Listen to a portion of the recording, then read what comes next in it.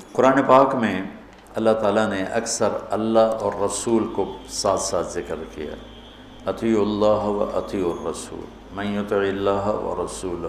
کل میں نے تھوڑا سا اس پہ بتایا تھا، تؤمنون باللہ و رسولہ، آمنوا باللہ و رسولہ، براءۃ من اللہ و رسولہ، اذان من اللہ و رسولہ، من یعص اللہ و رسولہ، من یشاقق اللہ و رسولہ۔ یہ قرآن میں بے شمار ہے کہ اللہ اپنے ساتھ اپنے حبیب کو لاتا، لیکن چند مقام ایسے ہیں جہاں اللہ اپنے ساتھ والدین کو لاتا ہے، ماں باپ کو لاتا ہے۔ اس کے علاوہ اللہ اور کسی چیز کو اپنے ساتھ ذکر نہیں، یا اپنے ساتھ اپنے حبیب کو ذکر کرتا ہے، یا پھر اس کے بعد اللہ تعالیٰ نے ماں باپ کو اپنے ساتھ ذکر کیا ہے۔ اس میں سے ایک مقام یہ ہے کہ اللہ تعالیٰ فرماتا ہے کہ اللہ کے ساتھ کسی چیز کو شریک نہ ٹھہراؤ اور والدین کے ساتھ احسان کرو، والدین کے ساتھ احسان کرو۔ وَقَضَىٰ رَبُّكَ أَلَّا تَعْبُدُوا إِلَّا إِيَّاهُ وَبِالْوَالِدَيْنِ إِحْسَانًا يَا بُنَيَّ لَا تُشْرِكْ بِاللَّهِ إِنَّ الشِّرْكَ لَظُلْمٌ عَظِيمٌ وَوَصَّيْنَا الْإِنسَانَ بِوَالِدَيْهِ۔ تو اللہ تعبدوا الا اللہ وبالوالدین احسانا، یہ قرآن میں کئی جگہ اللہ تعالیٰ نے اس کو اس طرح ذکر فرمایا کہ اپنے ساتھ والدین۔ اللہ کا شکر ہے کمزور سے کمزور مسلمان بھی مشرک نہیں ہوتا ہے، اس لیے اتنی جلدی کسی کو کہنا یہ مشرک ہے، یہ مشرک ہے، یہ مشرک ہے، یہ بڑی زیادتی کی بات ہے، بڑی زیادتی قبول ہے۔ اس سے احتیاط کرنی چاہیے، اس سے بچنا چاہیے۔ اللہ کے فضل سے مسلمان کے دل میں توحید ہے، وہ جہالت کی وجہ سے کوئی کچھ بول رہا ہوتا ہے، کوئی کچھ بول رہا ہوتا ہے، اس پر اس کو کافر قرار دے دینا، مشرک قرار دے دینا، یہ اتنا آسان نہیں ہے۔ تو میرا ملک تو ویسے ہی ٹکٹک کے کفر کے فتوے مل رہے ہیں، جتنے مرضی کٹوا لو، جتنے مرضی لکھوا، جنہوں مرضی کافر قرار دے دو، جنہوں مرضی، ہر قسم کے لوگ ہوتے ہیں۔ تو اللہ تعالیٰ ارشاد فرما رہے ہیں کہ ایک تو میری ذات میں شریک نہ ٹھہراؤ، یہ حرام ہے، اور دوسرا کیا ہے؟ بالوالدین احسان۔ احسان کا کیا مطلب ہے؟ کسی کام کو اس کی سب سے عالی شان خوبصورت شکل میں ادا کرنا، اس کو احسان کہتے ہیں۔ ہمارے اردو میں احسان کا مطلب ہے کسی کے ساتھ کوئی بھلا کر دینا، بغیر کسی معاوضے کے کسی کے کوئی ایسی مدد کر دینا، اس کو احسان کہتے ہیں۔ وہ بھی ہے، وہ بھی اس میں شامل ہے، لیکن عربی میں احسان ہے مل احسان ان تعبد اللہ کأنک تراہ فإن لم تکن تراہ فإنہ یراک۔ احسان کیا ہے؟ کسی جو کام بھی کرے، اچھائی کا، بھلائی کا جو کام بھی کرے، اس کو اعلیٰ درجے پر کرنے کا نام ہے احسان۔ تو اللہ تعالیٰ یہاں ارشاد فرما رہا ہے کہ والدین کے ساتھ احسان۔ اچھا ایک اس پہ ذرا غور کریں، اللہ تعالیٰ فرما رہا ہے آؤ میں تمہیں بتاؤں کہ حرام کیا ہے، ٹھیک ہے؟ کہتا ہے شرک نہیں کرنا ہے تو حرام ہے، اور والدین کے ساتھ احسان، یہ حرام کے نیچے کیسے آ گیا؟ کافی دیر میں اس کو سوچتا تھا کہ یہ ادھر تو اللہ کہہ رہا تعالوا اتل ما حرم علیکم ربکم، آؤ میں تمہیں بتاؤں کہ حرام کیا ہے، اللہ تشرکوا بہ شیئا، شرک نہ کرو، ٹھیک سمجھ آ گئی، وبالوالدین احسانا۔ اس کو پچھلے جملے سے یا تو نکالیں، یہ نیا جملہ ہے، اس کے نیچے لائیں تو پھر کیا مطلب ہے کہ پیچھے تو اللہ شروع کر رہا ہے، تو میں بتاتا ہوں حرام کیا چیز ہے، شرک، ٹھیک، اور والدین کے ساتھ احسان۔ تو اگر ہم ظاہری نظر سے دیکھیں اور غور نہ کریں تو یوں لگتا ہے جیسے والدین کے ساتھ احسان بھی حرام ہے۔ میری بات سمجھ میں آئی ہے نا؟ ایسا ٹھیک ہے؟ ہاں، یہاں اللہ تعالیٰ بڑی عجیب طریقے سے ماں باپ کی عظمت کو بتا رہے ہیں کہ ماں باپ کے ساتھ صرف احسان ہی مطلوب ہے، اس سے نیچے جو ہوگا وہ حرام ہوگا، حرام سے نہیں نکل سکو گے۔ اللہ نے ماں باپ کا حق اپنے بعد رکھا ہے، لا تقل لهما اف، جس کو ہم کہتے ہیں بیزاری سے ماں کو کہہ دیا باپ کو کہہ دیا اتنا بھی اللہ تعالیٰ فرما رہا ہے کہ اتنے کی بھی ہم گنجائش نہیں دیں گے ماں باپ کے سامنے۔ میرے نبی نے فرمایا میری ماں ہوتی اور میں عشاء کی نماز کے مصلی پہ کھڑا ہوتا اور سورۃ فاتحہ پڑھ رہا ہوتا اور میری ماں مجھے کہتی محمد، تو میں ماں کی خاطر نماز توڑ دیتا۔ جریج نے نماز نہ توڑی ماں کی پکار پر، اللہ کے نبی کا فرمانا اگر وہ عالم ہوتا تو نماز توڑ دے، وہ عابد تھا وہ نماز توڑ دیتا، اگر وہ عالم ہوتا تو وہ نماز توڑ دیتا، وہ نفل نماز تھی۔ تو اللہ تعالیٰ وَقَضَىٰ رَبُّكَ أَلَّا تَعْبُدُوا إِلَّا إِيَّاهُ وَبِالْوَالِدَيْنِ إِحْسَانًا، کہ تیرے رب کا فرمان ہے، تیرے رب کا اعلان ہے کہ بندگی صرف اللہ کی ہے اور احسان ہے والدین کے ساتھ۔ تو یہاں یہ ایک خوبصورت انداز میں تاکید کی انتہا ہے کہ احسان سے نیچے جو ہوگا وہ اسی حرام میں آئے گا، احسان سے بھی کوئی اوپر کی بات ہے تو وہ کر کے دکھا، وہ کر کے دکھا۔ جو ابو ہریرہ رضی اللہ تعالیٰ عنہ کی نے مسجد میں جہاد کی ترغیب سنی تو آ کے ہتھیار اٹھانے لگے۔ ماں نے پوچھا کہاں جا رہے ہو؟ کہا میں جہاد پہ جا رہا ہوں۔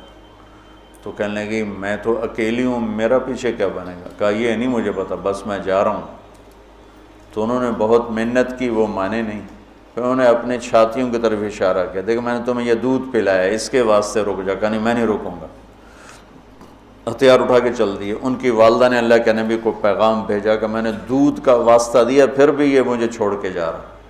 تو ابو ہریرہ جب آئے تو آپ نے منہ یوں پھیر لیا، میں آپ کو بتا چکا ہوں کہ آپ کی ناراضگی کی نشانی تھی کہ آپ دیکھ کے منہ یوں پھیر لے، آپ نے منہ پھیر لیا۔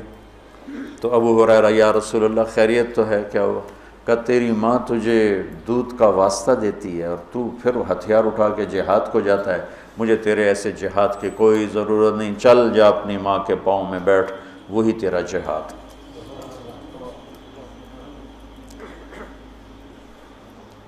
کلاب بن امیہ جہاد میں چلے گئے، والدین دونوں بوڑھے تھے۔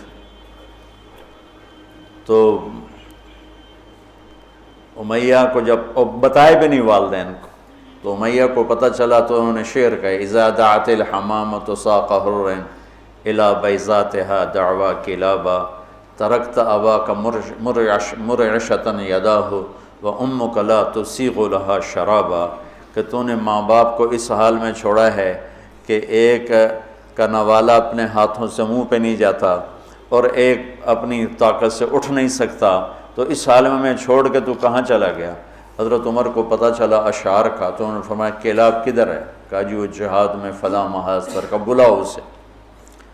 تو انہیں بلایا گیا، اور جب وہ مسجد میں آئے، کہاں گئے تھے؟ چوری کرنے، ڈاکہ ڈالنے؟ کہاں گئے تھے؟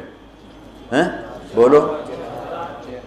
مسجد میں آیا تو حضرت عمر کھڑے ہو گئے، کوڑا اٹھا کے مار مار مار، کوڑا مارے، اچھا یہ کون سا جہاد ہے بوڑھے ماں باپ کو چھوڑ کر؟ پھر ایک لگائیں ٹھو، یہ کون سا جہاد ہے بوڑھے ماں باپ کو چھوڑ کر؟ اتنا مارا کہ اس کے سر سے خون نکلنے لگا کہ یہ کون سا جہاد ہے بوڑھے ماں باپ کو چھوڑ کر؟ تو پھر فرمایا جب تک تیرے والدین زندہ تجھے مدینہ سے نکلنے کی اجازت نہیں۔ میرے نبی نے بتایا تھا نا قیامت کی نشانیوں میں سے ادنا صدیقہ و اقصی اباہ، کہ لوگ دوست کو گلے لگائیں گے، باپ کو دھکے دیں گے، باپ کو دھکے دیں گے، دوست کو گلے لگائیں گے، والدین اولاد سے ڈریں گے۔ اطاع الرجل زوجتہ وعق امہ، بیویوں کی خاطر ماؤں کو ذلیل کریں گے۔ تو اس کو کم ان تلد الامۃ ربتھا، بیٹیاں ماؤں سے نوکرانیوں جیسا سلوک کریں گی۔ پرانی بات ہے، میں ایک ماں بیٹی کو دیکھ رہا تھا، بیٹی ماں سے کہہ رہی تھی، بیٹی ماں سے کہہ رہی تھی بھوک نہیں بھوک نہیں، ہمارے علاقے کی بات، اور اس کی ماں کے موٹے موٹے آنسو گر رہے تھے، بالکل خاموش، وہ حیران پریشان بھی، جس کو میں نے پیٹ سے جنم دیا آج وہ مجھے کہہ رہی ہے بھوک نہیں۔ تو یہ عام ہے، کہ آج کل کی پڑھی لکھی نسل انہیں نہیں پتہ باپ کسے کہتے ہیں اور ماں کسے کہتے ہیں۔ کوئی ماں باپ کا بھی ہے کہ وہ اولاد کو اس طرح لے کے نہیں چلتی جیسے چلنا چاہیے۔ پہلا قصور تو ماں باپ کا جو 3 سال کے بچے کو اسکول ڈالتے ہیں۔ محبت کی رسیوں کو کاٹنے والے والدین ہیں، محبت کی جڑوں کو اکھاڑنے والے والدین ہیں جو 3 سال کے بچے کو اسکول ڈال دیتے ہیں اور ماں کی گود سے محروم کر دیتے ہیں، اور وہ بچہ جتنے گھنٹے وہاں رہتا ہے اس کے اندر ایک لاوا پکتا رہا۔ چونکہ میں ہاسٹل لائف گزار چکا ہوں، مجھے اس کا خود ذاتی تجربہ ہے۔ حالانکہ میں تو 11 سال کی عمر میں لاہور گیا، میرے والد مجھے ڈاکٹر بنانا چاہتے تھے تو لاہور کے بڑے عالی شان اسکول سینٹرل ماڈل میں داخل کروایا۔ ہاسٹل لائف 11 سال کی عمر، میرا رو رو کے برا حال، 3 سال میں روتا رہا، پھر میرا دل پتھر ہو گیا۔ والدین کے لیے میری محبت مرتے دم تک پھر بیدار نہ ہو سکی۔ ہاں، تبلیغ میں لگنے کے بعد میں ان کا ادب، احترام، خدمت، سامنے نہیں بولنا، پوری اپنی جاں فشانی کے ساتھ ان کی خدمت، لیکن میرے دل میں ان کے لیے محبت کی شمع نہیں جل سکی کہ انہوں نے اسے خود بجھایا تھا۔ تو اس میں والدین آج کل بہت روتے ہیں، لیکن اس میں ایک بہت بڑی وجہ خود والدین بھی ہیں کہ وہ بچوں کو وہ ٹائم جو پہلے 10 سال والدین بچے کو دے دیں، ساری زندگی بچہ والدین کو دے دے، اور 3 سال کے بچے کو دھکا دے دیا۔ اب تو اسکولوں کے اشتہار ہے 18 ماہ کا بچہ بھی لے لیں، میں جمدے نال ہی لے لو، ماما نے چھٹی دے دے میں جم کے تھوڑی جھولی چ پا دیں۔ یہ میں کیا کروں، میرے دیس کا ڈاکٹر بھی تاجر ہے، وکیل بھی تاجر ہے، اور یہ علم والے بھی تاجر ہیں۔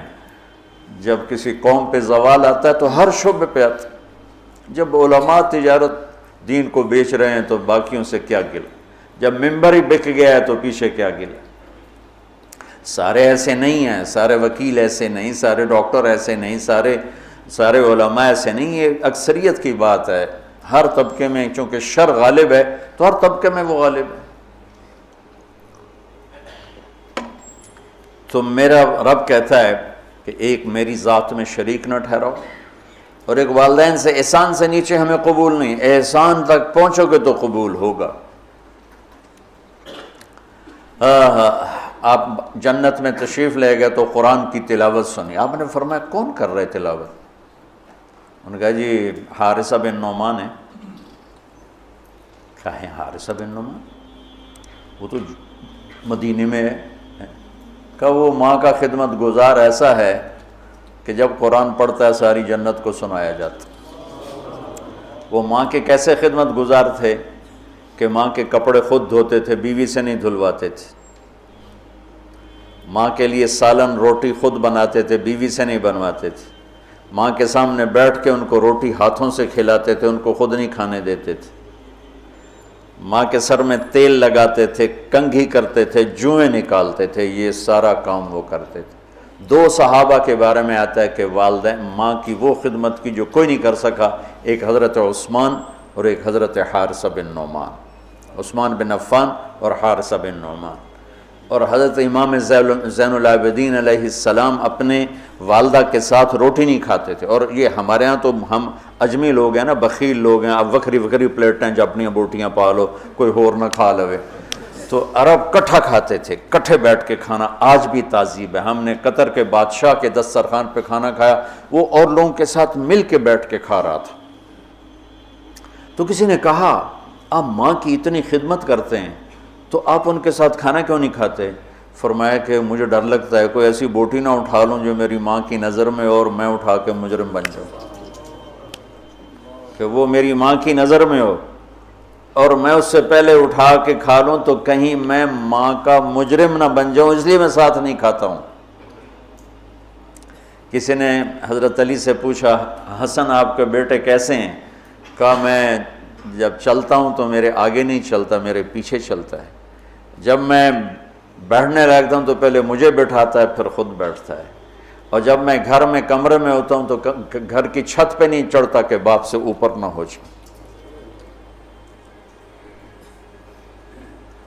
تو آج والدین بہت ذلیل ہیں اولاد کے ہاتھوں، بہت دکھی ہیں اولاد کے ہاتھوں، اور ان کی جو فریادیں وہ عرش کو ہلا دیتی،